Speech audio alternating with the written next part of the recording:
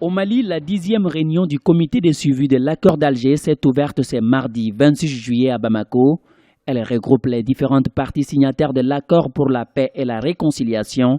La rencontre de la capitale malienne se tient dans un contexte tendu après les violents affrontements qui ont opposé à Kidal le Gatia et le Hachua la semaine dernière.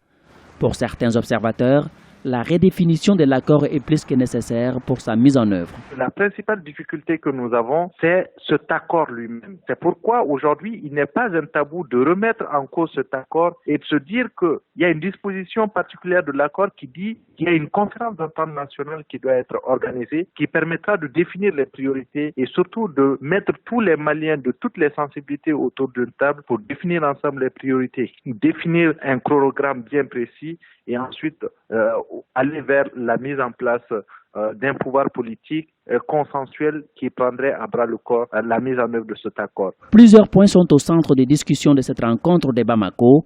Il s'agit du mécanisme et des modalités de mise en place des autorités intérimaires, le mécanisme opérationnel de coordination et la situation sécuritaire à Kidal qui reste toujours préoccupante. L'un des principaux obstacles qui bloque également la mise en œuvre de l'accord d'Alger est d'ordre institutionnel. On refuse de l'entendre, mais aujourd'hui, le bouleversement institutionnel qu'engendre la mise en œuvre de l'accord va nous amener à réviser notre constitution. Parce que toutes les lois qui doivent être votées dans le cadre de la mise en œuvre de l'accord aujourd'hui sont des lois qui violent notre constitution.